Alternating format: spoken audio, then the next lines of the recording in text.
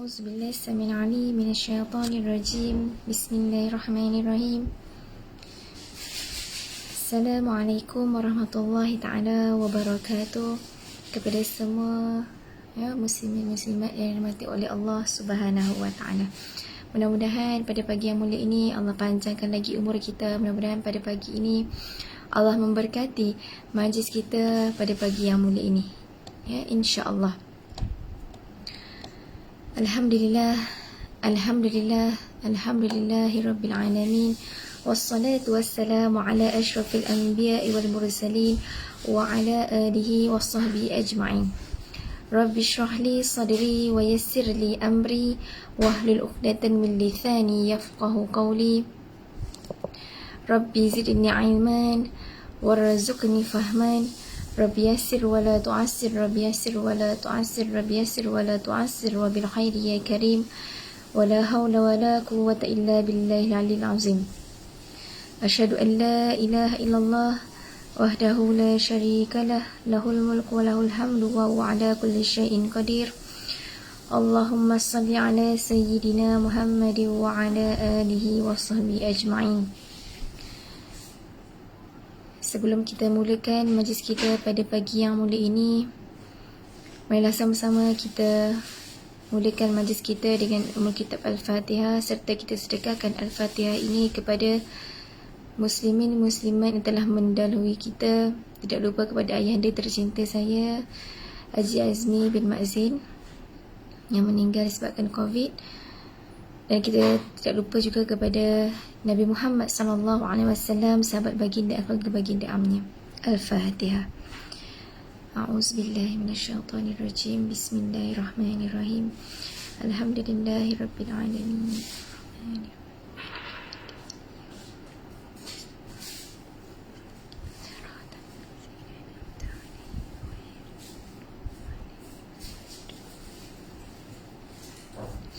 Amin, amin, amin ya rabbal alamin. Mudah-mudahan Allah Subhanahu wa ta'ala meletakkan mereka semua yang telah mendahului kita dalam kalangan orang-orang yang beriman. Amin, amin ya rabbal alamin. Muslimin muslimat yang dimuliakan oleh Allah Subhanahu wa ta'ala, bertemu lagi kita dalam satu majlis ilmu yang Nabi sebut sebagai Raudatul Jannah, yakni sebagai taman-taman syurga. Taman-taman syurga di mana Nabi kata perbanyakkan berdoa dalam taman-taman syurga, nescaya mudah-mudahan Allah SWT akan angkat doa kita, akan perkenankan segala doa dan permintaan kita, insya-Allah. Jadi perbanyakkan berdoa ketika kita dalam kesusahan, perbanyakkan berdoa ketika kita dalam kesenangan, perbanyakkan berdoa ketika kita dalam kedukaan. Yang mudah-mudahan Allah SWT mengangkat doa kita dan memakbulkan segala doa dan permintaan kita. Amin. Muslimin muslimat yang dirahmati oleh Allah Subhanahu wa ta'ala, antara nikmat terbesar di sisi Allah Subhanahu wa ta'ala merupakan ada dua nikmat yang paling besar di sisi Allah Subhanahu wa ta'ala. Yang pertama adalah nikmat iman dan juga nikmat Islam. Kerana nikmat iman, kerana nikmat Islam, agama Islam ini adalah agama yang paling diredai oleh Allah Subhanahu wa ta'ala dan agama yang diterima oleh Allah Subhanahu wa ta'ala. Tidak ada agama lain selain daripada agama Islam, hanyalah agama Allah Subhanahu wa ta'ala saja. Tidak ada agama lain selain agama Islam adalah agama yang diterima oleh Allah Subhanahu wa ta'ala. Hanya dengan Islam seorang hamba, yakni kita dapat berjaya di dunia dan di akhirat. Dan hanya dengan Islam kita sebagai seorang hamba dapat selamat di dunia dan juga di akhirat. Sebagaimana Allah Subhanahu wa ta'ala berfirman dalam surah Ali Imran ayat yang ke-19. A'udzubillahi minasyaitonirrajim. Bismillahirrahmanirrahim. Innad dina indallahil Islam. Sesungguhnya agama yang diredai di sisi Allah Subhanahu wa ta'ala hanyalah agama Islam semata-mata, bukanlah agama lain. Jadi marilah sama-sama kita bersyukur dan marilah sama-sama kita meningkatkan ketakwaan kita kepada Allah Subhanahu wa ta'ala dengan bersungguh-sungguh melaksanakan segala perintah dan meninggalkan segala larangan Allah Subhanahu wa ta'ala. Tuan-puan yang dirahmati oleh Allah Subhanahu wa ta'ala, dan Alhamdulillah dan insya-Allah kita bakal menyambut hari kemerdekaan yang tinggal beberapa hari lagi, ya, mungkin dalam 2-3 hari lagi kita akan menyambut hari kemerdekaan yang ke-65 tahun. Dengan temanya adalah keluarga Malaysia teguh bersama, insya-Allah.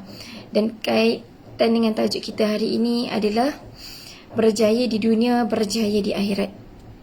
Ya, bagaimana kita nak berjaya di dunia, berjaya di akhirat. Kita cuba kaitkan sedikit dengan kemerdekaan yang bakal kita sambut tidak lama lagi. Okey. Hakikat kejayaan yang sebenar, ya, hakikat kejayaan yang hakiki sebenarnya adalah bila kita dapat mencapai syurga Allah Subhanahu Wa Taala. Itu adalah hakikat yang sebenarnya kejayaan kita sebagai umat Islam di atas muka bumi Allah Subhanahu Wa Taala. Ya, jadi hakikat kejayaan kita yang hakiki adalah masuk ke dalam syurga Allah Subhanahu Wa Taala. Okey. Sebab apa? Itulah misi, itu adalah visi dan misi kita sebagai umat Islam di atas muka bumi Allah Subhanahu Wa Taala. Yang dimaksudkan dengan merdeka ni apa, tuan-tuan yang dimati oleh Allah? Yang dimaksudkan dengan merdeka di sini, ya, adalah bebas. Kita bebas daripada apa? Kita bebas daripada kemaksiatan, kita bebas daripada zinar, kita bebas daripada dibelenggu benda-benda yang tak baik. Kita bebas, kita nak bebaskan diri kita daripada benda-benda yang tak baik. Kita merdekakan diri kita daripada perkara-perkara yang tak baik. Itu maksudnya merdeka, bebaskan diri kita daripada benda-benda yang tak baik, yang sering menyelubungi diri kita. Dan di antaranya bagaimana kita nak berjaya di dunia dan akhirat adalah dengan yang pertama, kita bebaskan diri kita daripada dibelenggu oleh kejahilan dengan menuntut ilmu agama dengan sebaiknya. Kita bebaskan diri kita ni daripada kejahilan. Ya, kita bebaskan diri kita ni daripada kejahilan daripada segi macam mana? Ya, kita bebaskan diri kita daripada kejahilan sebagai contoh, ya. Zaman sekarang ni kalau kita tengok, mudah sangat kita nak menuntut ilmu. Mudah sangat kita nak menuntut ilmu. Kadang-kadang kan, ya, bagaimana, ya, kalau kita tengok daripada telefon sendiri, kita dapat menuntut ilmu, tak perlu kita nak pergi surau, pergi masjid, pergi kelas dan sebagainya. Ya, kalau kita tak sihat ke, ya, kita boleh menuntut ilmu melalui media massa yang ada pada kita. Boleh buka TV untuk tuntut ilmu, boleh tengok YouTube, boleh buka page dan sebagainya. Ya, kita buka page ceramah dan sebagainya. Itulah cara kita, bagaimana kita nak bebaskan diri kita, bagaimana kita nak merdekakan diri kita daripada kejahilan yang membelenggu diri kita. So kat sini tidak ada alasan kita nak belajar ilmu agama. Tak ada alasan. Sebagai contoh, kita nak belajar mengaji. Ya, kita nak belajar mengaji, kita nak belajar tajwid, kita nak belajar ilmu agama, fiqh, tauhid dan sebagainya. Semuanya di hujung jari. Maksudnya kat sini semuanya di hujung jari. Mudah dah zaman sekarang. So tidak ada alasan. Dekat akhirat ni tak ada alasan lagi. Ya, kenapa Allah tanya, kenapa kau tak belajar ilmu agama ni? Kita jawab sibuk dan sebagainya. Tidak ada alasan lagi. Sebagai contoh, sekarang ni, ya, ramai yang saya tahu bila dalam kereta nak pergi kerja, ramai yang buka kuliah-kuliah agama sambil jalan jam tu dengan kuliah agama. Itu adalah satu tindakan yang sangat bagus, satu tindakan yang sangat baik. Sebab apa? Ya, setiap apa yang kita lalui dalam hidup kita ni, setiap detik yang kita lalui dalam hidup kita ni, Allah akan persoalkan. Allah akan tanya, apa kau buat dan apa kau buat. Sehinggalah Allah tanya, apa yang kau buat dengan ilmu yang kau dapat. Apa ilmu yang kita dapat, adakah kita amalkan ilmu yang kita dapat.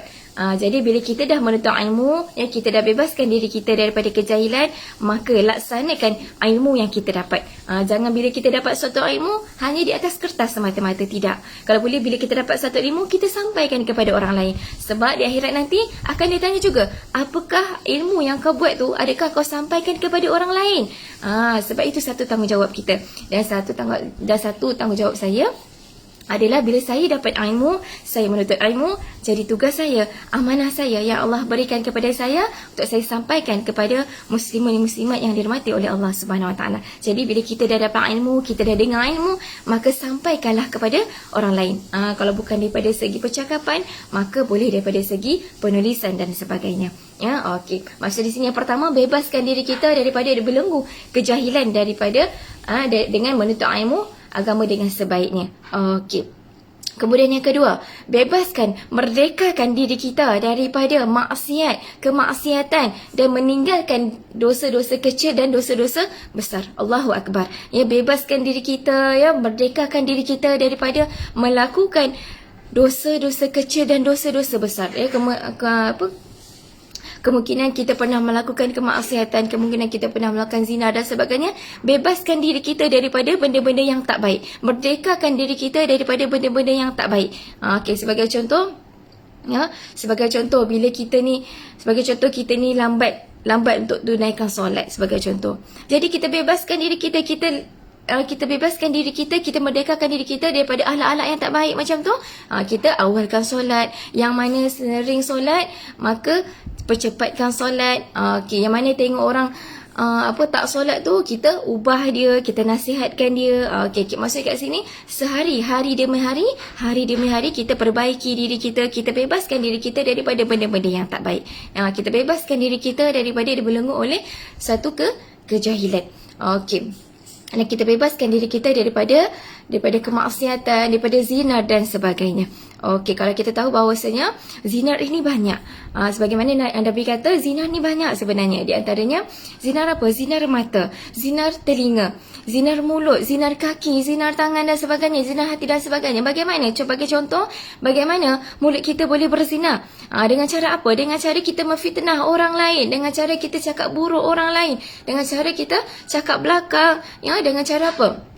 Dengan cara kita mengadu domba dan sebagainya. Sebab itu mulut kita juga boleh berzina dengan cara kita membawang dan sebagainya. Sebab itu kalau boleh, kalau kita tak tahu nak cakap apa-apa benda yang baik, maka tutuplah mulut kita. Sebab setiap perkataan yang keluar daripada mulut kita, semuanya akan dihisap oleh Allah Subhanahu Wa Taala. Jadi kalau kita tak nak dihisap dengan apa yang kita sebut benda yang tak baik, maka tak tahu nak cakap benda baik, tak tahu nak cakap apa, maka diamlah. Jangan sampai kita jangan sampai disebabkan satu dosa kita yang kecil itu boleh menghanyutkan sebanyak ibadah yang pernah kita lakukan. Sebagai contoh, kita ni banyak melakukan ibadah-ibadah yang lain. Kita banyak mengaji, banyak solat, banyak bangun tahajud, solat duha dan sebagainya. Tapi disebabkan satu dosa kita ni yang kita banyak fitnah orang, cakap belakang benda-benda yang tak baik, burukkan orang lain. Janganlah sampai satu benda yang kita cakap tu, benda yang tak baik tu, boleh menghapuskan dosa kita.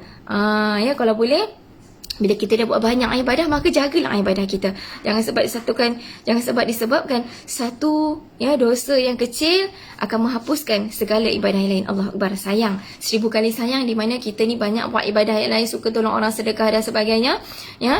Itu akan menghapuskan pahala kita disebabkan dosa yang kecil je. Kita mengumpat orang ke, kadang-kadang benda tu benda yang kecil.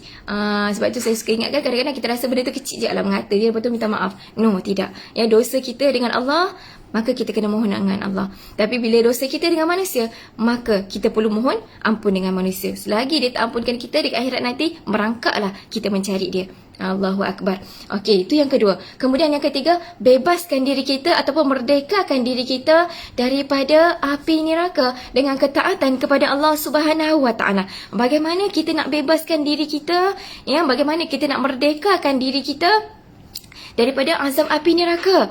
Bagaimana kita nak bebaskan diri kita daripada benda-benda yang tak baik dengan ketaatan kepada Allah Subhanahu Wa Taala? Bagaimana kita nak taat kepada Allah Subhanahu Wa Taala dengan beriman kepada Allah Subhanahu Wa Taala? Itulah caranya. Bila kita ni seorang orang yang beriman, kita seorang Islam yang dibesarkan sebagai seorang Islam, kita lahirkan sebagai seorang Islam, maka bersyukurlah.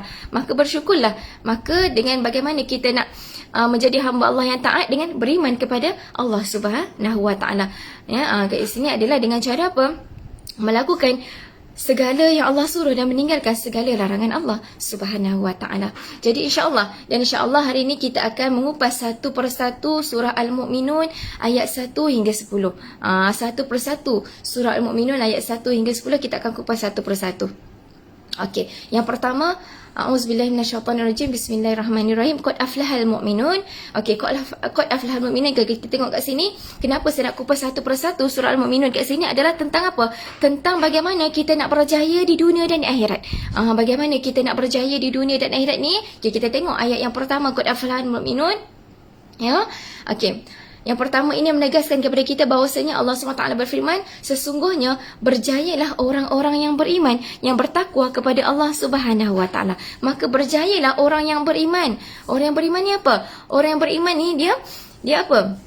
Dia melakukan ibadah suatu yang disuruh oleh Allah Subhanahu Wa Taala, meninggalkan segala larangan Allah Subhanahu Wa Taala, dan bertakwalah kepada Allah Subhanahu Wa Taala, maka kita akan berjaya di dunia dan kita akan berjaya di akhirat. Itu adalah golongan orang yang berjaya di dunia dan akhirat adalah dengan beriman dan bertakwa kepada Allah Subhanahu Wa Taala. Okey, bagaimana kita nak bertakwa kepada Allah Subhanahu Wa Taala? Okey, selalu kita tanya, selalu kita cakap, kita doa kepada Allah, wahai Allah, jadikanlah aku orang yang bertakwa, orang yang beriman. Takwa ni apa sebenarnya? Takwa ni apa? Muslimin muslimat yang dirahmati oleh Allah Subhanahu Wa Taala, sebagaimana satu riwayat mengatakan bahawa takwa ni apa? Takwa ini adalah satu perkara sebagai contoh adalah satu perkara yang di mana kita berjalan di atas satu jalan yang penuh dengan onak dan duri. Bayangkan kita berjalan, depan kita ni ada duri. Banyak sangat duri-duri yang tajam. Agak-agak kalau kita berjalan di atas duri ni, kita berjalan dengan cara macam mana? Adakah dengan cara terjengkit-jengkit, kan? Adakah dengan cara mengesut dan sebagainya? Adakah dengan cara bagaimana? Yang dimaksudkan dengan takwa ni apa? Yang dimaksudkan dengan takwa ini adalah bila kita berjalan di atas satu jalan yang berduri dengan cara terjengkit-jengkit, dengan cara berhati-hati. Itulah takwa. Bermaksudnya dekat sini apa? Maksud dekat sini adalah bila kita melakukan ibadah kepada Allah Subhanahu Wa Taala, orang yang bertakwa ni bila melakukan segala ibadah kepada Allah Subhanahu Wa Taala, maka dia akan melakukan suatu ibadah dengan berhati-hati. Itu yang dimaksudkan dengan takwa. Sebagai contoh, bila kita mengaji dengan baik. Kita mengaji tu dengan hukum hakam tu kita jaga, panjang pendek tu kita jaga. Itulah orang yang beriman, orang yang bertakwa. Dia berhati-hati dalam setiap ibadah yang dia lakukan. Sebagai contoh, bila dia solat, dia berhati-hati dalam solatnya. Sebagai contoh, bila kita berhati-hati dalam solat kita tu macam mana? Kita jaga rukun solat kita, adakah betul bacaan solat kita. Itulah orang yang bertakwa. Maksudnya bila dia orang yang bertakwa ni, dia beriman dan bertakwa ni, dalam setiap ibadah dia ni dia berhati-hati. Adakah Allah terima ibadah aku? Adakah Allah terima solat aku? Adakah Allah terima mengaji aku? Adakah Allah terima sedekah aku? Adakah Allah terima? Dia berhati-hati dalam setiap ibadah dia kepada Allah Subhanahu Wa Taala. Itu adalah sifat orang yang bertakwa. Jadi untuk kita berjaya di dunia dan akhirat adalah dengan beriman dan bertakwa kepada Allah Subhanahu Wa Taala. Di samping kita melakukan banyak ibadah, pelbagai ibadah kepada Allah, maka jangan lupa untuk kita bertakwa dengan cara apa? Berhati-hati dalam ibadah yang kita lakukan. Berhati-hati. Sebagai contoh, kita nak ambil wuduk, berhati-hati dalam wuduk kita. Kadang-kadang tak lepas kita nak usap tangan kan, kita nak basuh pergelangan tangan, kadang-kadang tak lebih daripada siku. Jadi berhati-hati. Kadang-kadang kita rasa benda ni dah biasa buat, so kita tidak berhati-hati dalam ibadah kita. Jadi sifat orang yang beriman dan bertakwa adalah berhati-hati dalam ibadahnya. Itu adalah golongan yang pertama. Kemudian yang kedua, surah Al-Mu'minun yang kedua, mafhumnya orang yang khusyuk dalam solatnya. Okay, kalau boleh, bila kita ada Al-Quran pada kita buka Al-Quran, kita tengok dalam Al-Quran, kita kupas satu persatu. Okay, kemudian ayat yang kedua adalah, mafhumnya adalah orang yang khusyuk dalam solatnya. Orang-orang yang khusyuk dalam solatnya adalah golongan orang yang berjaya di dunia dan berjaya di akhirat. Okey, kalau kita tengok satu hari 5 kali kita dengar azan berkumandang, hayya 'alas solah, hayya 'alal falah. Marilah solat dan marilah menuju kejayaan. Jadi Nabi kata orang yang nak berjaya ni, dia akan melakukan solat, dia akan menunaikan solat. Bukan solat-solat biasa je, tapi solat apa? Solat sunat dan sebagainya. Sebagai contoh, bila kita solat ni, kalau boleh kita khusyuk dalam solat kita. Bukanlah semata-mata kita solat 5 waktu tapi kita tak khusyuk. So tidak ada makna pun solat kita sebenarnya kalau kita solat tapi kita tak khusyuk dalam ibadah kita. Okay, kalau kita tengok dekat sini tuan-puan yang dirahmati oleh Allah Subhanahu Wa Taala, perkara asas ni, solat ni sering dipandang enteng ataupun dipandang remeh oleh masyarakat kita. Kadang-kadang kita tengok kalau kita pergi kerja kalau kita pergi kerja tu, kita tengok ada kawan sebelah kita, kawan sepejabat kita, kawan sekolah kita kan, ada yang tak solat. Kadang-kadang kita tengok mereka ni ada yang anggap solat tu satu perkara yang enteng, satu perkara yang remeh, di mana kadang-kadang dia kata apa, bila aku susah baru aku nak solat, bila senang kan tak nak solat. Sebab dia rasa bila dia senang tu tak apalah bila diuji oleh Allah SWT dengan kesakitan ke, dengan kemiskinan, dengan Allah tarik rezeki dia sikit-sikit, dekat situlah baru dia nak solat. Jadi bila kita ada sahabat-sahabat yang macam tu, makanya dekat sini nasihatkanlah dia. Nasihatkan dia kalau boleh, kalau boleh bila kita dalam kesenangan ataupun dalam kesusahan, maka jangan sesekali kita meninggalkan solat. Jangan sesekali kita tinggalkan solat. Kalau kita susah macam mana pun, sibuk macam mana pun kita, maka tunaikanlah solat. Tunaikanlah solat dikala kita dalam kesusahan sekalipun, dalam kesedihan sekalipun, dalam kesesakan sekalipun. Contoh kita ni nak balik kerja. Kita balik kerja pukul apa? Kita balik kerja pukul 5.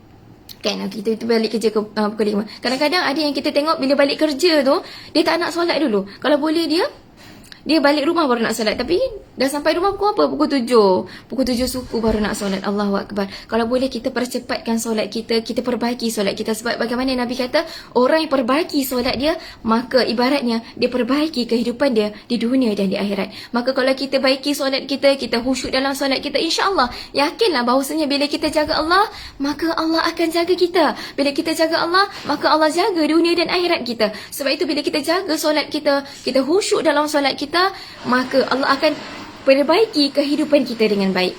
Sebab itu bila kita baiki solat kita, maka kehidupan kita ni akan diperbaiki oleh Allah Subhanahu Wa Taala dengan baik. Satu persatu Allah baiki hidup kita. Satu persatu Allah perbaiki kehidupan dunia dan akhirat kita. Okey. Kemudian kita tengok kat sini dalam dalam bahasa Melayu, peribahasa dalam bahasa Melayu mengatakan solat ni kadang-kadang orang melepaskan batu di tepi tangga. Ada yang anggap solat tu sebagai melepaskan batu di tepi tangga. Anggap solat tu satu perkara yang biasa, tanpa cuba untuk sempurnakan solat, tanpa cuba untuk khusyuk dalam solat. Sedangkan kita tahu bahawasanya solat itu merupakan tiang agama, solat itu merupakan tiang seri kehidupan kita. Maka dekat sini bila kita tahu solat tu sangat-sangat wajib, sangat-sangat penting, maka tunaikanlah solat dikala kita dalam kesesakan sekalipun. Jangan sampai kita tinggalkan solat. Lagi-lagi bila kita nak balik kampung kan, hari cuti dan sebagainya, balik kampung RNR penuh. Ustazah, RNR saya pergi mana-mana penuh Ustazah, sampai tak boleh nak solat. Okey. Sampai tak boleh nak solat. Apa yang perlu kita buat? Kalau yang lebih malah tu kita boleh apa? Kita boleh jamak. Tapi yang tak sampai tu, pergilah dekat mana sekalipun, solatlah. Cuba untuk carilah jalan untuk solat. Jangan sampai kita tinggalkan solat disebabkan apa? Kita nak kejar dunia semata-mata. Jangan sampai kita tinggalkan urusan akhirat kita untuk apa? Untuk dunia semata-mata. Kalau boleh utamakan solat kita. Sebagaimana riwayat Bukhari dan Muslim mengatakan, satu hadis yang diriwayatkan oleh Imam Bukhari dan Muslim mengatakan, nak tentukan kehidupan kita di dunia dan akhirat adalah dengan apa? Adalah dengan solat kita. Jadi kita nak tentu dunia kita macam mana, nak tentukan akhirat kita macam mana? Dengan apa? Dengan solat kita lah, dengan ibadah kita lah kepada Allah Subhanahu Wa Taala. Sebab apa? Bila kita perbaiki solat kita, maka Allah akan perbaiki segala ibadah dan Allah akan perbaiki setiap kehidupan kita di dunia ni. Cuba. Kalau tak percaya, kita cuba. Kita cuba hari ni, kita cuba solat dengan khusyuk, kita cuba solat awal waktu dan sebagainya. Cuba kita tengok kehidupan kita, adakah berjalan dengan baik ataupun tidak. Sebagaimana Nabi janjikan, bagaimana Nabi kata, orang yang jaga solat ni, maka Allah akan jaga dia. Bila kita nak Allah jaga kita, bila kita nak Allah permudahkan segala urusan kita, maka jagalah Allah. Okey, sebagaimana sehingga kan solat ini merupakan perkara pertama yang dihisap oleh Allah Subhanahu Wa Taala dalam kubur nanti. Bagaimana Nabi menceritakan kepada kita bahawasanya bila kita dah mati nanti, kita masuk dalam kubur nanti, orang yang terakhir meninggalkan kita, sebagai contoh mak kita ke, ayah kita ke, anak kita ke, suami kita ke, isteri kita ke, orang yang terakhir meninggalkan kubur, 3 langkah dia meninggalkan kubur, malaikat dah datang dah. Malaikat dah datang dah tanya kita, ma rabbuka, malaikat dah tanya dah. Siapa Tuhan kamu, siapa Nabi kamu, bagaimana solat kamu. Sehingga kan Nabi kata, solat itu merupakan syafaat kepada ibadah-ibadah kita yang lain. Allahu Rabbi. Sehingga Nabi kata, solat kita tu merupakan syafaat kepada ibadah lain. Itu macam mana? Bagaimana Nabi kata, Nabi ceritakan kepada kita bila kita masuk dalam kubur nanti, tuan-puan. Bila kita masuk dalam kubur, yang akan soal kita tu siapa? Malaikat akan soal kepada kita. Yang akan menjawab tu siapa? Segala ibadah yang kita lakukan kepada Allah Subhanahu Wa Taala. Ibadah kita itulah yang akan menjawab segala pertanyaan daripada Allah Subhanahu Wa Taala. Jadi bila tanya tentang solat, bagaimana solat kamu? Bila tanya bagaimana solat kamu, maka ibadah kita akan jawab. Kata apa? Kalau ibadah kita, Nabi kata kalau solat kita fail, maka Allah kata apa? Wahai malaikat, kalau kau tengok solat dia fail, maka jangan kau tengok ibadah-ibadah dia lain. Allahu Akbar. Ya, solat itu merupakan syafaat kepada ibadah lain, di mana solat tu Allah kata pada malaikat, wahai malaikat, kalau kau tengok solat dia fail, kau tengok solat dia tak khusyuk, kau tengok solat dia tak jaga, maka jangan kau terima ibadah dia yang lain. Allahu Rabbi. Tuan-puan yang dirahmati oleh Allah Subhanahu Wa Taala, sebagai contoh, kita ni suka sangat tolong orang. Ya, kita suka tolong anak yatim, kita suka tolong orang miskin. Ya, kita suka melakukan ibadah yang lain, bangun solat malam dan sebagainya. Ya, bangun solat malam dan sebagainya, suka mengaji dan sebagainya. Ya, sukalah buat ibadah-ibadah yang lain. Tapi bila solat kita tak jaga, kita abaikan, kita anggap solat kita ni satu perkara yang enteng, yang dianggap mudah, ya, maka kita takut kalau solat kita tu Allah tak terima. Kita takut dekat akhirat nanti solat kita tu fail, maka Allah tak terima ibadah kita yang lain. Allahu Rabbi. Jadi bila kita nak Allah terima ibadah kita yang kita lakukan yang lain, maka jagalah solat. Bila kita jaga solat, Allah terima solat kita, maka segala ibadah kita yang lain Allah akan terima. Tapi bila solat kita tak jaga, maka yang lain juga Allah tidak terima. Seakan-akannya apa? Seakan-akan jika bila kita lulus, bila solat kita lulus, barulah ditengok ataupun dikira ibadah kita yang lain. Allahu Rabbi. Okey, kita pergi kepada ayat yang ketiga surah Al-Mu'minun, ya, mafhumnya. Dan orang-orang yang menjauhkan diri daripada perbuatan dan percakapan yang tidak berguna. Yang bagaimana kita nak berjaya di dunia dan akhirat? Dekat sini dihuraikan. Yang ketiga adalah orang yang menjauhkan diri daripada perbuatan dan percakapan yang tidak berguna. Allahu Rabbi. Macam mana kita nak selamatkan diri kita daripada azab api neraka? Sebab apa Nabi kata dalam peristiwa Isra' dan Mi'raj, Nabi kata apa? Nabi nampak ramai sangat golongan di dalam neraka, golongan perempuan. Golongan perempuan. Dia buat apa perempuan ni sebenarnya? Okey. Mereka ni suka buat apa? Apakah balasannya? Okey. Nabi nampak dalam neraka dan peristiwa Isra' dan Mi'raj, Nabi kata apa? Ramai sangat aku tengok golongan wanita ni dalam neraka. Ya, Nabi tanya kepada malaikat, wahai malaikat, apa yang mereka lakukan? Kata malaikat, mereka ni suka membawang. Dan bahasa kita lah, mereka ni suka membawang. Suka membawang macam mana ni? Okay, membawang ni apa? Antaranya, orang yang dalam neraka, Nabi kata orang neraka ni yang ramai dalam neraka ni adalah golongan perempuan. Golongan perempuan yang macam mana? Yang suka memfitnah orang, yang suka mengumpat orang, yang suka mencaci orang, yang suka cakap belakang. Golongan perempuan yang Nabi kata ramai sangat dalam neraka. Apakah balasannya? Manusia yang makan daging saudaranya sendiri, sedangkan daging yang baik ada di sebelahnya. Nabi pelik dekat dalam neraka. Kenapa dekat sebelah dia tu, wahai malaikat, ada daging yang baik, tapi kenapa dia makan daging yang busuk? Ya, kenapa dia makan daging yang busuk? Lalu kata malaikat, mereka ini adalah golongan orang yang suka memfitnah, mengata orang lain, suka mengadu domba benda-benda yang tak betul. Sebagai contoh, dia kata orang ni buat macam ni, orang ni buat macam ni, sedangkan orang tu tak buat pun benda macam tu. Walaupun orang tu buat sekalipun, dia suka cakap belakang dan sebagainya. Inilah golongan balasan orang yang suka memfitnah, mengadu domba dan sebagainya. Jadi, yang untuk kita berjaya di dunia dan akhirat adalah untuk kita berjaya dan untuk kita selamat di dunia dan selamat di akhirat, maka jaga mulut kita. Sebagaimana dalam pepatah Arab mengatakan, salamatul insan fi hafzul lisan. Iaitu keselamatan seseorang manusia itu bergantung kepada lisannya, bergantung kepada lidahnya. Jadi bila kita nak selamat di dunia, nak selamat di akhirat, maka jagalah lidah kita. Sebab kadang-kadang lidah kita ni, yang kita nampak lidah tak ada apa-apalah, kita cakap benda yang tak ada apa-apa, yang kita cakap benda yang baik dan sebagainya. Kadang-kadang kita tak perasan disebabkan lidah kita ni kadang-kadang ada orang yang tersinggung dengan perangai kita, ada orang tersinggung dengan percakapan kita. Kadang-kadang dalam masyarakat kita kata apa? Ada yang masyarakat kita kata apa? Dia tu baik, lidah je macam tu, mulut je macam tu, tapi dia orang yang baik. Tidak. Nabi kata orang yang baik adalah orang yang menjaga lidah dia. Orang yang baik adalah orang yang menjaga percakapan dia. Orang yang baik adalah orang yang jaga lidah dia, orang yang menjaga percakapan dia. Tidak ada makna ya kalau kita dalam masyarakat kita kata apa? Dia tu baik je sebenarnya, Ustazah. Mulut dia je macam tu. Tak ada orang yang macam tu. Jadi Nabi kata orang yang baik adalah orang yang hati dia baik dan mulut dia baik. Nak tahu orang tu baik ke tidak? Tengok apa yang keluar daripada mulut dia. Adakah dia ni suka mengadu domba, suka mengata dan sebagainya. Kalau dia suka cakap benda-benda yang baik, suka nasihatkan orang dan sebagainya, kita tengok apa yang keluar daripada mulut dia, maka dia adalah orang yang baik. Nak tentukan orang tu orang baik ke tidak, maka apa yang keluar daripada mulut dia, benda yang baik, dia adalah orang yang baik. Nak tahu dia orang baik, apa yang keluar pada mulut dia dan hati dia, itulah adalah orang yang baik. Salamatul insan fi hafzul lisan. Keselamatan seseorang itu bergantung kepada lisan dia, bergantung kepada lidah dia. Okey, itu yang ketiga. Dan ayat yang keempat, surah Al-Mu'minun ayat yang keempat mafhumnya, dan orang-orang yang menunaikan zakat. Bagaimana kita nak berjaya di dunia dan di akhirat?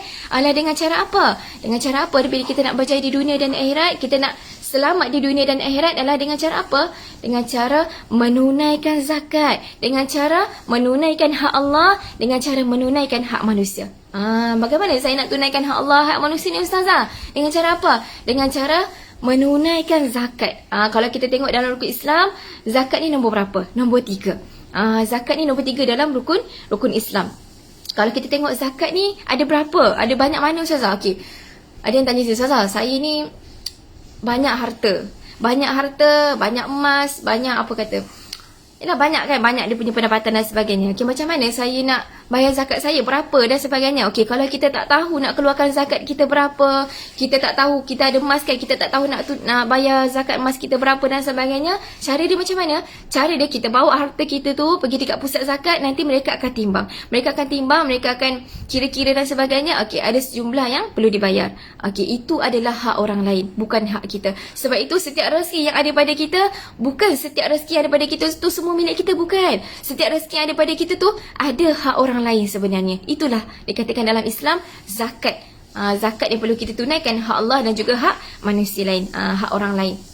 Okay, kalau kita tengok zakat ni ada berapa? Zakat ni ada banyak. Di antaranya adalah zakat fitrah, zakat harta, zakat pendapatan. Pendapatan kita dapat setiap bulan ni berapa? Sebagai contoh, kita dapat, kita mengajar dan sebagainya. Sebagai contoh adalah 4,000 kita dapat contoh kan. So ada kiraan dia dekat situ. Zakat pendapatan kita kena bayar zakat simpanan. Zakat simpanan ni apa? Zakat simpanan ni dalam bank. Sebagai contoh, dalam bank kita ada 200,000. Duit yang tak keluar-keluar tu kita kena bayar zakat. Duit yang tak keluar-keluar dalam bank tu kita kena bayar zakat. Itu zakat simpanan. Ada. Okay, zakat perniagaan, zakat KWSP, saham, emas, perak, zakat kadak dan sebagainya. Semua ada. Semua ada. Kalau kita tak tahu, kita pergi pusat zakat, kita tanya, saya ada ni, ada ni, ada ni, berapa jumlah dia? Saya ada harta, saya ada simpanan dan sebagainya, berapa saya nak keluar? Sebab apa? Di antara kita ni kadang-kadang tak tahu yang dia ada zakat simpanan yang dia perlu bayar. Kadang-kadang kita ni bayar zakat pendapatan. Sebagai contoh, kita gaji kita 4,000 contoh kan, 45,000 macam tu. Okey, kemudian kita bayar zakat pendapatan. Tapi sedangkan duit yang dalam bank, sebagai contoh kita ada dalam bank 500,000 ke 1,000,000 ke, tak kisahlah kita berapa duit dalam bank kita, ada paling kurang pun 100,000, 200,000 macam tu, kita kena bayar zakat. Kita tak tahu macam mana, kita pergi pusat zakat, saya ada simpanan ni yang saya tak kena keluar, saya simpan untuk masa kesakan baru saya nak keluar dan sebagainya. Okey, nanti pusat zakat akan kira-kira kalau cukup dan sebagainya, dia akan okey, so jumlah ini yang perlu kita bayar. Kalau contoh kita simpan harta kita dalam bank tu, contoh 500,000, setiap tahun 500,000 tak keluar-keluar, itu pun perlu bayar zakat. Setiap tahun kena bayar zakat. Contohnya dalam bank kita ada 200,000 ke 500,000 ke, tak kisahlah banyak mana kita ada. Okey, dalam bank tu setiap tahun kita kena bayar zakat. Sama ada kita keluar ke tak keluarkan ke, perlu bayar zakat. Okey. Sebab apa? Sebab Nabi kata antara balasan orang yang tak bayar zakat ni apa? Antara balasan orang yang tak bayar zakat ni nanti, bila dalam kubur nanti, bila kita dah mati nanti, orang yang tak bayar zakat ni, Nabi kata apa? Ada seekor ular yang sangat besarnya. Ular ni, Nabi kata sangat besar ular ni. Dia ada 2 taring. Taring yang sangat tajam, Nabi kata ada 2 taring. Kemudian kepalanya yang tidak berbulu kerana terlampau banyaknya bisa pada ular tersebut. Lalu dia akan menggigit dan membelit orang yang tidak bayar zakat. Nabi kata seekor ular yang sangat besar, yang ada 2 taring, yang tak ada bulu dekat kepala dia. Ular yang tak ada bulu dekat kepala ni, bagaimana Nabi kata ular yang tak ada bulu ni dekat kepala dia ni merupakan ular yang sangat berbisa. Ular yang sangat bisa dekat akhirat nanti, dia akan apa? Dia akan belit kita dan dia akan apa? Dia akan menggigit kita dan dia akan kata apa? Ular dia akan kata apa? Aku adalah hartamu, aku adalah simpananmu. Allahu Akbar. Tuan-puan yang dimati oleh Allah Subhanahu Wa Taala, kalau kita kena gigit dengan semut, kalau kita masak-masak kena api sikit kan, kena api sikit pun kita dah sakit, apatah lagi dengan dengan azab ataupun siksaan yang Allah janjikan bila orang yang tak bayar zakat ni. Kita takut sebab apa? Ada balasannya di dunia dan ada juga balasan di akhirat. Apa balasannya dekat dunia? Bila orang tak bayar zakat ni, apa balasan dia? Harta dia tak berkat. Bagaimana harta kita nak berkat lah dengan cara bayar zakat. Sebagai contoh kalau kita tengok ada orang yang jumpa saya ni kaya raya dan sebagainya, tapi kenapa saya ni tak pernah bahagia, tapi kenapa saya ni tak pernah bahagia macam orang lain. Sedangkan saya ni ada rumah yang besar, harta yang banyak, yang anak saya tak jadi manusia, anak saya tak jadi orang, anak saya berperangai tak baik, isteri saya macam ni, suami buat hal dan sebagainya. Okey, kenapa Allah tak terima doa saya? Sebab apa? Sebab kadang-kadang kita tengok perkara yang dibawa enteng, perkara yang remeh ni, orang kata apa, kadang-kadang dia anggap bayar zakat dan apa remeh, okey nanti aku bayar zakat lah tahun dan sebagainya. Kadang-kadang bila kita anggap satu perkara yang remeh, sehingga kan kita lupa untuk tunaikan zakat. Inilah balasan dia. Balasan di dunia ni apa? Harta kita tu tak berkat. Kita takut harta kita tu tak berkat, di mana harta yang banyak yang Nabi kata tak berkat ni apa? Harta yang banyak, kita nampak harta kita banyak, tapi tak pernahnya cukup. Contohnya bila harta kita banyak, kereta rosak lah, anak sakit lah, anak masuk hospital, suami masuk hospital, isteri masuk hospital, rumah terbakar, duit hilang dalam bank dan sebagainya. Itulah sebabkan harta kita tak berkat. Bila harta tak berkat, macam itulah jadinya. Itulah balasan di dunia yang Allah bagi. Belum lagi balasan di akhirat. Sebab itu bila kita teringat nak bayar zakat, maka tunaikanlah zakat. Jangan tangguh-tangguh zakat ni. Sebab bila kita tangguh-tangguh, takut kita terlupa. Kita termakan hak orang lain. Sebab ingat bahawasanya setiap rezeki yang ada pada kita, ada juga rezeki ataupun ada juga hak orang lain dalam rezeki kita. Maka tunaikanlah hak orang lain, maka tunaikanlah hak Allah dan hak manusia lain. InsyaAllah kita akan berjaya di dunia dan di akhirat. InsyaAllah kita akan selamat di dunia dan juga selamat di akhirat. Okay, kemudian kita pergi lagi, kita kupas lagi surah Al-Mu'minun ayat yang kelima. Masa ni laju je masa ni. Masa dah mencemburi kita, tapi banyak lagi saya nak share sebenarnya. Okey, ayat yang kelima dan ayat yang keenam surah Al-Mu'minun, kita kupas satu persatu. Ayat yang kelima, bagaimana? Dan orang-orang yang memelihara kemaluan dia. Dan ayat yang keenam, kecuali terhadap isteri-isteri mereka atau hamba sahaya yang mereka miliki, maka sesungguhnya mereka tidak tercela. Maksud dekat sini apa? Orang yang berjaya dan orang yang selamat di dunia dan akhirat ni adalah orang yang memelihara kemaluan dia, kecuali terhadap isteri-isteri mereka ataupun hamba seraya yang mereka miliki, maka sesungguhnya mereka ini tidak tercela. Bila kita nak selamat di dunia dan akhirat kita, maka jagalah diri kita. Maka jagalah diri kita daripada benda-benda yang tak baik. Peliharilah diri kita daripada kemaksiatan, daripada melakukan zina, daripada melakukan homoseksual, transgender dan sebagainya. Kalau kita tengok tuan-puan, ramai sangat kalau kita buka Facebook, kita buka IG dan sebagainya, TikTok dan sebagainya, ramai sangat yang akhir zaman ni yang melakukan kemaksiatan, yang melakukan zina dengan terang-terangan. Dia tunjuk dia lakukan zina. Ramai. Allahu Akbar. Dengan homoseksual, transgender dan sebagainya. Dia tukar jantina dan sebagainya, ramai. Bila dia tukar jantina, dia tunjuk pula kepada orang lain. Dia cakap kepada orang lain yang dia tukar jantina dan sebagainya. Allahu Akbar. Akhir zaman ni sangat-sangat ramai. Kalau kita buka media sosial kan, ada je jumpa benda-benda macam tu. Allah Akbar. Semoga Allah jauhkan diri kita, anak-anak kita, keluarga kita daripada kemaksiatan, zinar dan sebagainya. Semoga Allah jauhkan.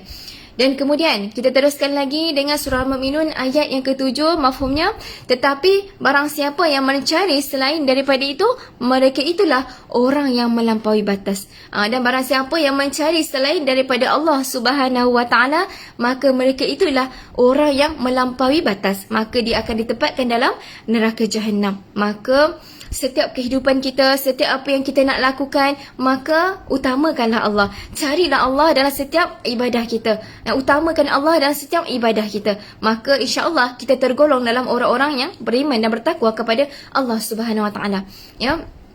Okey, kemudian kita pergi kepada ayat yang ke-8, mafhumnya, dan sesungguhnya beruntunglah orang-orang yang memelihara amanah dan janjinya. Sesungguhnya beruntung orang yang pelihara amanah dan janjinya. Apa? Sebagai contoh, kita pergi yang paling dekat dengan kita. Sebagai contoh, amanah seorang suami. Seorang suami, amanah dia apa? Sebagai seorang suami, amanah dia menjaga keluarga dia, menjaga isteri dia, menjaga anak-anaknya, menjaga solat mereka, menjaga ibadah mereka, ajak anak-anak isteri ni tutup aurat, dan sebagainya. Ajar anak kita, ajar isteri kita. Ya, sebagai contoh ya, paling kurang ya, kita tengok isteri kita, anak kita bila keluar rumah tak pakai stokin, cara kita nak berdakwah macam mana sebagai seorang suami. Ini amanah. Ini amanah yang Allah akan tanya dekat dalam kubur nanti. Kenapa kau tak suruh anak bini kau solat? Kenapa kau tak suruh cucu kau solat? Kenapa kau tak suruh mereka tutup aurat? Allah akan tanya semua tu. Sedangkan kita tahu aurat-aurat mereka terbuka dengan pakaian mereka dan sebagainya. Mereka tak jaga mulut dan sebagainya. Sebab itu amanah seorang suami ni sangat besar.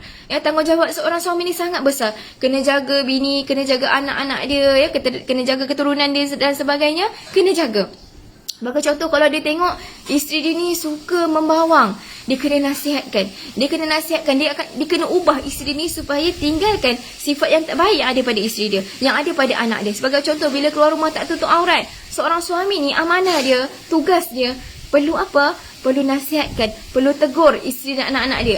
Okay, paling contoh, belilah stokin. Kalau kita pergi mana-mana kan, nampak stokin ke, nampak sarung tangan dan sebagainya, cuba beli, hadiahkan dekat isteri. Tulislah kata-kata yang baik, kata-kata yang romantik. Abang suka awak pakai macam ni, awak nampak cantik dan sebagainya.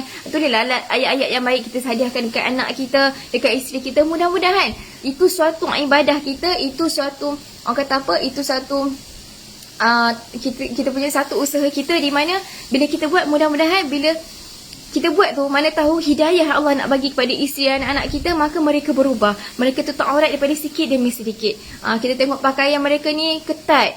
Sebab apa? Kalau kita tengok tuan-puan, zaman sekarang ni ada satu yang viral dekat media sosial, di mana seorang artis ni dia nak tegur anak dia. Ada, tapi saya tak nak sebut lah. Yang seorang artis ni dia nak tegur anak dia, sedangkan anak dia dah umur 18 tahun. Baru dia nak tegur anak dia untuk tutup aurat. Baru-baru ni tengok anak dia pergi pusat ni, pergilah pusat hiburan dan sebagainya. Anak dia tak solat, dia cakap anak dia tak solat, tak jaga aurat dan sebagainya, buka sana sini dan sebagainya. Umur dah 18 tahun, perempuan, orang Melayu kita. Ya, dia kata dia nak tegur, tapi anak dia melawan, tak nak dengar dan sebagainya kan. Okey, jadi itulah amanah ataupun tanggungjawab sebagai seorang suami, di mana dia perlu didik anak dia daripada kecil. Sepatutnya kita kena didik anak kita ni daripada kecil, ya, daripada kecil. Sebab bila kita nak tegur, kita nak didik keluarga kita ni, anak-anak kita daripada kecil ni mudah. Bila mereka dah besar ni, orang kata dah keras, susah sikit kita nak tegur. Sebab apa? Dia dah ada kawan, dia dah ada telefon, dia dah ada macam-macam untuk dia cari benda lain. Sebab itu selagi mereka tak ada benda lain dia nak cari, sebagai contoh anak kita ni cari kita dia dulu daripada kecil kan. So time tu lah, time dia rapat dengan kita tu, itulah kita didik dia. Kita ajar dia solat ke, ajar dia tutup aurat sikit demi sikit. Ya, insya-Allah bila anak kita dah terbiasa dengan perkara yang baik daripada kecil, maka bila dia membesar dengan benda yang baik, maka dia akan lakukan satu kebaikan bila dia dah besar nanti. Bila daripada kecil kita tak ajar dia tutup aurat, tak ajar dia beriman kepada Allah dan sebagainya, tak ajar dia pergi masjid, pergi surau dengan ceramah dan sebagainya, dia tak ada rasa nak buat macam tu pun. Sebab apa? Sebab daripada kecil kita tak ajak dia, daripada kecil kita tak nasihatkan, daripada kecil kita tak suruh dia dan sebagainya. So daripada kecil lah kita didik anak-anak kita. Sebab itu bila kita tengok anak kita bila dah besar, kita nak suruh dia solat, ada je alasan dia, kejap lah mak, nantilah dan sebagainya kan. Ada je alasan dia, kan? Okay, jadinya apa? Jadinya didiklah anak kita daripada kecil. Bila dah besar nak buat macam mana Ustazah? Anak saya dah besar. Saya ni waktu dia orang kecil ni, saya ni busy dengan kerja. Tak, orang kata apa, tak sempat nak nasihatkan anak dan sebagainya. Macam mana Ustazah caranya? Dengan cara apa? Dengan cara nasihatkan. Cuba. Tak apa, kita cuba walaupun anak kita dah besar ke, orang kata apa? Orang kata dah besar, tertantang lah, dah besar sangat lah. Tak boleh nak tak tegur apa pun, tak apa. Kita cuba untuk kita nasihatkan. Kita banyakkan doa, ya Allah, Tuhanku, lembutkan hati anak aku untuk dengar cakap aku.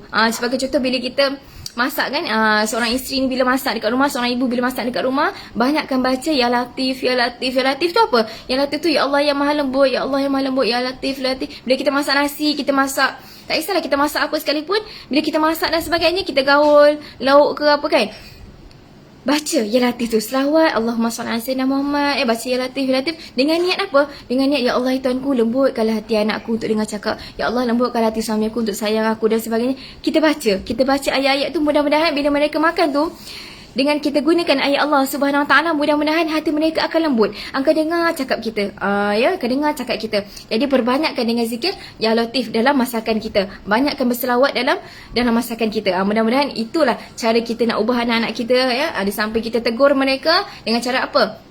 kita doakan mereka, ya, kita doakan mereka. Okey, kemudian amanah seorang isteri ni apa? Amanah seorang isteri dengan cara apa? Menjaga kehormatan diri dia, menjaga isteri dan menjaga anak-anak dia. Itu adalah amanah seorang isteri ataupun amanah seorang ibu. Jaga diri dia. Jaga diri dia daripada melakukan kemaksiatan bila suami pergi kerja ke, bila dia pergi kerja dan sebagainya. Jaga diri dia daripada benda-benda yang tak baik. Contoh pergi, kalau kita kerja dekat office, jagalah ihtilat kita lelaki dan perempuan. Itulah amanah kita sebagai seorang isteri. Jaga ihtilat kita. Sama juga dengan suami. Bila pergi kerja dan sebagainya, jaga ihtilat kita. Kita ada kawan lelaki. Kita tahu bila kita pergi kerja, ada office dan sebagainya, kita ada kawan lelaki. Maka jaga ihtilat kita bila kita bercakap, bila kita nak buat kerja. Jangan duduk rapat-rapat. Jangan sembang hal-hal peribadi dan sebagainya. Jangan dengar masalah orang lain. Kadang-kadang ada yang berjumpa dengan saya, Ustazah, suami saya buat hal. Ustazah, isteri saya buat hal. Sebab apa? Sebab apa? Kadang-kadang kita buka ruang tu, kita buka ruang yang kita rasa tak ada apa-apa pun saya cerita dekat kawan saya tu sebab suami saya tak bagi makan dan sebagainya. Kadang-kadang benda-benda yang kecil macam tu yang akan membuka ruang-ruang perzinaan, akan buka ruang-ruang kemaksiatan. Sebab apa? Bila kita dah luahkan kita punya masalah dekat lain jantina, kita luahkan kita punya masalah keluarga ke, tak kisah masalah apa pun, kita luahkan, kita suka cerita dengan lain jantina.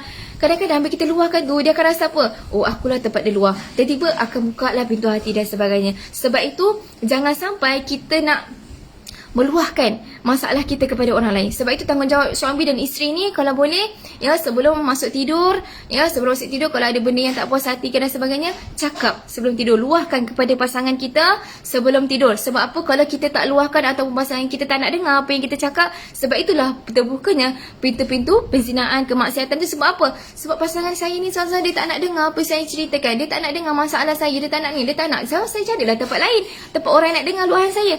Jadi benda-benda macam itulah yang akan membuka pintu-pintu kemaksiatan dan zina dalam rumah tangga. Ramai orang jumpa saya. Ramai, Ustazah, kenapa suami saya macam ni? Okay, saya tanya dia, Puan Hajar, busy sangat ke dengan kerja dan sebagainya kan, sampai tak ada masa untuk suami ke? Okay, yang suami pula, bila isteri dah baik, dia pula buat hal, isteri dah baik dah, tak ada, Ustazah, saya ni dengar je apa dia nak cakap. Dia ni, kan, tapi ada benda yang kadang-kadang suami ni dia buat dekat luar sebagai contoh. Okay, jadi sebagai suami dan isteri, bila ada ketidaksefahaman dan sebagainya, maka luahkan kepada pasangan. Bagi tahu pasangan dan sebagainya, nasihatkan pasangan kita, sama-sama. Sebab itu di samping kita bersama-sama dalam pasangan kita, kita nasihatkan dan sebagainya, di samping tu perbanyakkan berdoa kepada pasangan kita. Perbanyakkan berdoa kepada pasangan kita. Mudah-mudahan Allah lembutkan hati dia dengar cakap kita, ya, bukanlah kita nak pijak-pijatkan dia, bukan. Maksudnya bila kita bercakap tu, dia dengar cakap kita, ya, dia sayangkan kita dan sebagainya, ya. Dia sayang kita dan sebagainya, maka bagaimana Nabi ajarkan kepada kita, banyakkan zikir. Ya barik, ya barik, ya barik. Ya Allah, ya Hafiz, ya Muhaimin. Ya Allah, ya Hafiz, ya Muhaimin. Ya Allah, ya Hafiz, ya Muhaimin. Ya Allah yang Maha menjaga. Ya Allah yang Maha memelihara. Ya Allah yang Maha menjaga. Ya Allah yang Maha memelihara. Ya Allah, ya Hafiz, ya Muhaimin. Baca setiap pagi, baca setiap sekali lepas subuh, baca 33 kali. Ya Allah, ya Hafiz, ya Muhaimin. Ya Allah, ya Hafiz, ya Muhaimin. Allahumma ya barik, ya barik, ya barik. Akhir sekali kita tutupkan daripada baca 33 kali tu, baca Bismillah, tawakkaltu ala Allah. Ya Allah, aku serahkan segala kehidupan dunia dan akhirat aku kepadamu. InsyaAllah, mudah-mudahan bila suami kita pergi kerja, isteri kita pergi kerja, ataupun kita pergi kerja, ya, kita serahkan dunia dan akhirat kita kepada Allah SWT. InsyaAllah, Allah akan jaga suami kita. Allah akan jaga anak-anak kita. Mungkin Allah akan jaga suami kita, hati dia supaya setiring kita, supaya sayang kita. Allah akan jaga anak-anak kita supaya tak buat perangai. Allah jaga isteri kita daripada benda-benda yang tak baik.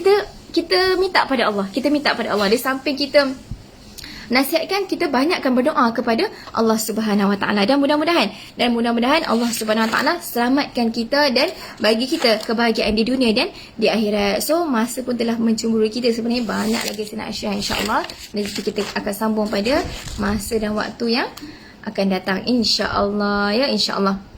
Jadinya yang baik itu datang daripada Allah dan yang kurang itu datang daripada diri saya sendiri. Jadi wabillahi taufik wal hidayah. Wassalamualaikum warahmatullahi taala wabarakatuh. Tadi kita dah mulakan majlis, jadi sama-sama kita tutup majlis kita dengan tasbih kifarah dan suratul as. Bismillahirrahmanirrahim. Subhanallah.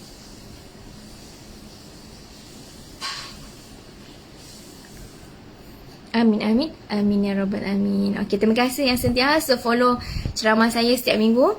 InsyaAllah kita akan sambung lagi kuliah kita ya akan datang. Ya pada minggu ni insya-Allah, kalau ada lagi kita ada masa lagi kita akan sambung lagi minggu ni insya-Allah. Okey. Okay, assalamualaikum warahmatullahi taala wabarakatuh.